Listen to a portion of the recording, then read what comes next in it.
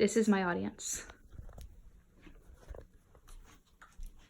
Aristotle said that educating the mind without educating the heart is not education at all.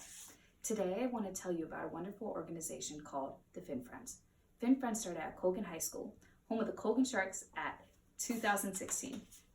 Finn Friends creates opportunities and environments that desegregate special education students, thereby removing traditional social stigmatizations.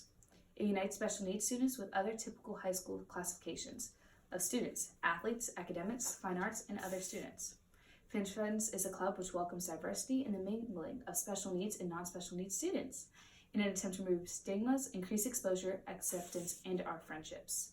Finn Friends is about socializing and fun and lending someone a hand when he feels isolated or alone. Finn Friends is about finding new ways to fit in while being unique. Finn Friends brings special needs and non-special needs students together for fellowship, food, friendship, and fun in a non-judgmental environment. 1 Thessalonians 5:11, therefore encourage one another and build each other up, just as, in fact, you are doing. This club is made to encourage each other. A typical Finn Friend get-together takes place in the evening at a local restaurant.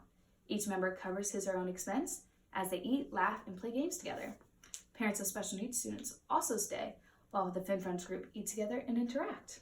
Interacting in social environments with food leads to acceptance and friendship in the school hallways and at school games. I got involved in this organization in the 9th grade. As Finn Friends, we gather together as a community. We come together as a family and respect our special needs friends. Why would this be important? And why should you want to be involved? Well, special needs children don't usually get invited to gatherings with other students who are not special needs as well, even though special needs people truly make amazing friends. My opinion can be considered biased, but any person who has love and kindness in their heart and takes at least a minute out of their day to interact with them will understand why they are so amazing as well. These kids have impacted my life in all positive ways. I have learned many leadership aspects, carrying traits from working and exchanging conversations with them.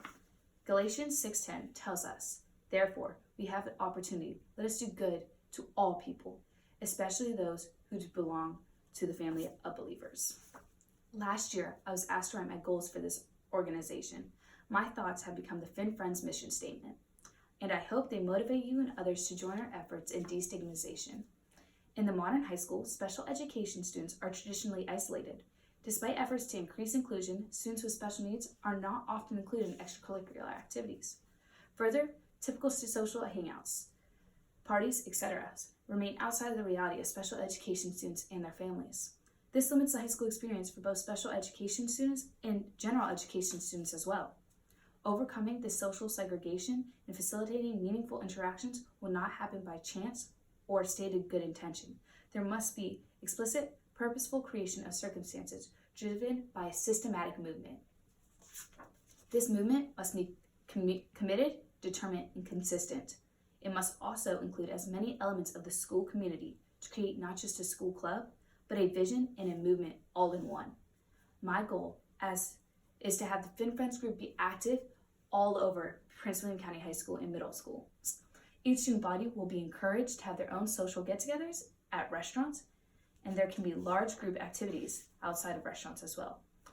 This brings together the independent high school groups. Every student in Prince William County should have the opportunity to accept the diversity of their student body. It is only by looking at this of the terms of small microcosms and larger communities, acceptance can be expected rather than unexpected. But we do not need to stop our grassroots campaign of love and acceptance here in Northern Virginia. This should be growing outreach as I plan for my community, as you should plan for yours. I will not ask you to donate money to this organization or group, but what I can ask of you is to donate your time and involvement to these children. Not only will you all be involved by helping another child who's struggling, but the satisfaction that knows with what you're doing can impact one of their lives or these kids' lives is beyond amazing. Mark 12:31 says, finally, all of you, be like-minded, be sympathetic, love one another, be compassionate, and be humble. We need to use our compassion to give the people who are in need of a friendship.